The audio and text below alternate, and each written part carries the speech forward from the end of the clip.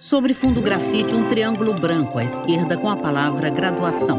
Disciplina Metodologias Ágeis.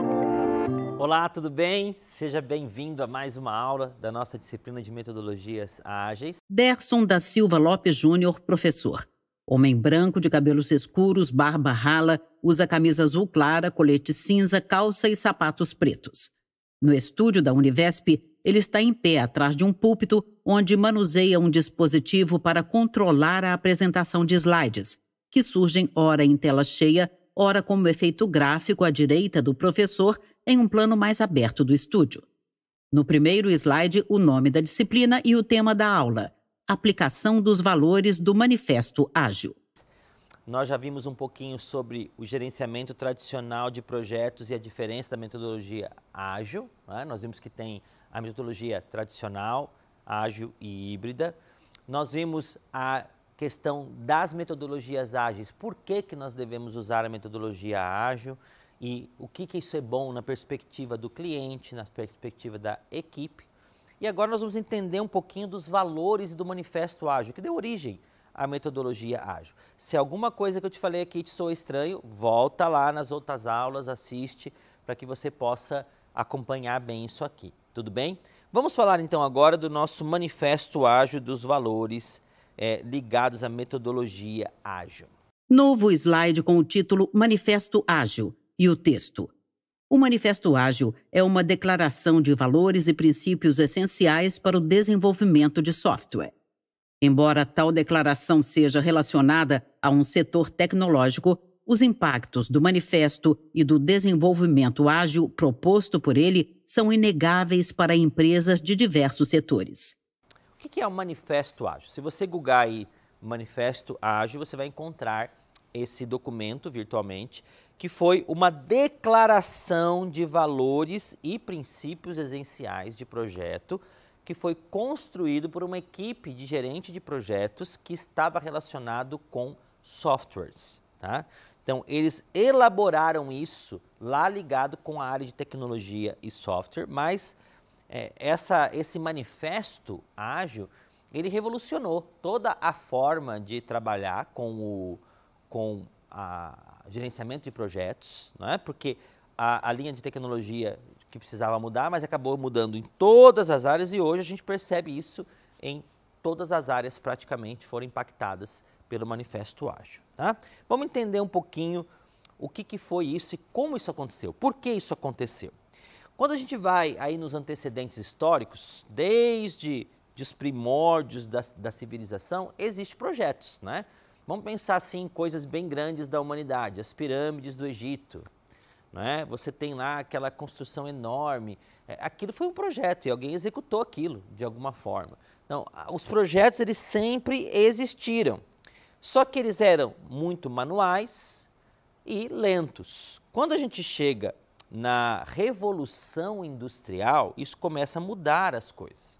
A Revolução Industrial ela mudou a estrutura econômica do Ocidente, ela mudou a forma de trabalhar e um dos marcos interessantes é a construção da ferrovia Central Pacific, né? Railroad, né? de ferrovia. Então, Central Pacific Railroad, ela teve um processo de construção diferente que foi trazendo projetos mais transformadores ligados com o conceito da Revolução Industrial, que impactou diretamente a forma de fazer outros projetos. Novo slide com o título Antecedentes Históricos e os itens.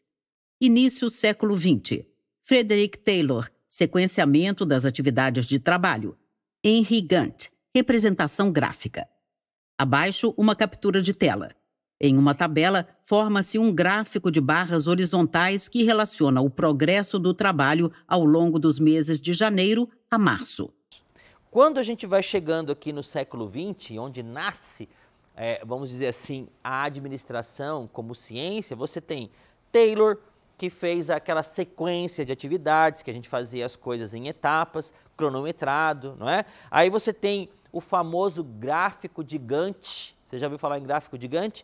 É esse gráfico, olha só aí a figura, você tem essa fichinha, é uma um antecedente histórico, vamos dizer assim, dos primeiros gráficos de Gantt que o Henry Gantt criou. E aí ele tem um modelo de barras. Tá? Essas barras que você enxerga aqui, elas estão relacionadas com o prazo, tá vendo? Quando você enxerga aqui cada barra dessa, olha lá em cima, você tem o mês, você tem as semanas aqui, e aí você tem barras estabelecendo cada um desse prazo. Isso que nós chamamos de gráfico de Gantt, que foi feito por Henry Gantt, foi uma forma de sequenciar tarefas desse processo. Novo slide com o título Antecedentes Históricos. Abaixo, Segunda Guerra Mundial, Planejamento de Projetos Mais Efetivos. 1957, CPM. 1958, PERT. Quando nós fomos, então, para a Segunda Guerra Mundial, pouca gente talvez tenha parado para refletir sobre isso, já deve ter visto isso em outras disciplinas, mas a Segunda Guerra Mundial, ela trouxe um grande avanço na gestão, porque a estratégia de guerra, o planejamento de guerra, ele fez com que as pessoas tivessem que evoluir na forma de gerir entregas, de gerir produtos. Que naquele caso era sobrevivência, né? Então ela avançou. E aí você tem empresas que vão surgindo depois da Segunda Guerra Mundial, na década de 50, 57, 58, CPM, PERT, são sistemas ligados com empresas que foram incrementando o gerenciamento estratégico dos projetos.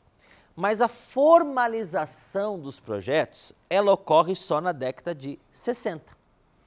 Então, 60 é quando a gente diz assim, existe o gerenciamento de projetos como disciplina, como área. Né? Em 1969 surge o PMI. O que é o PMI? É o Project Management Institute, ou Instituto de Gerenciamento de Projetos, que é um órgão que fica nos Estados Unidos e passou a determinar as melhores práticas de projetos para o mundo inteiro.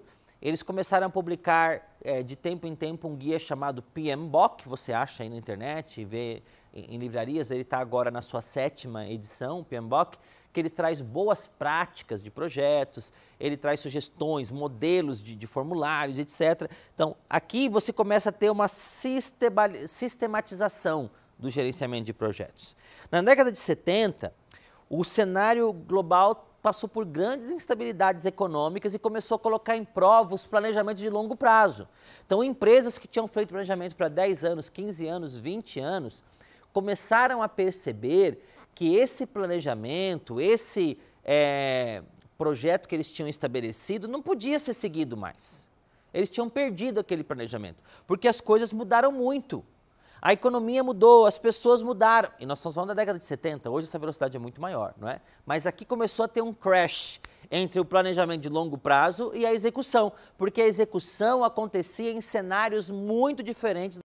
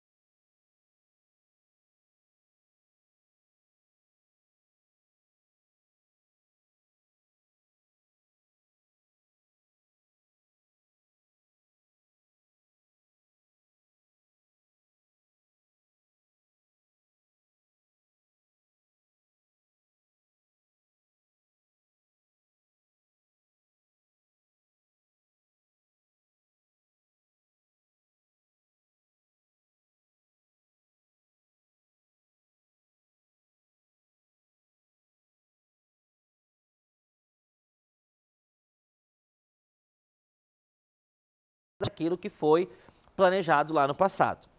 E na década de 80 nós temos talvez um dos maiores marcos da transformação, que foi a criação dos microcomputadores.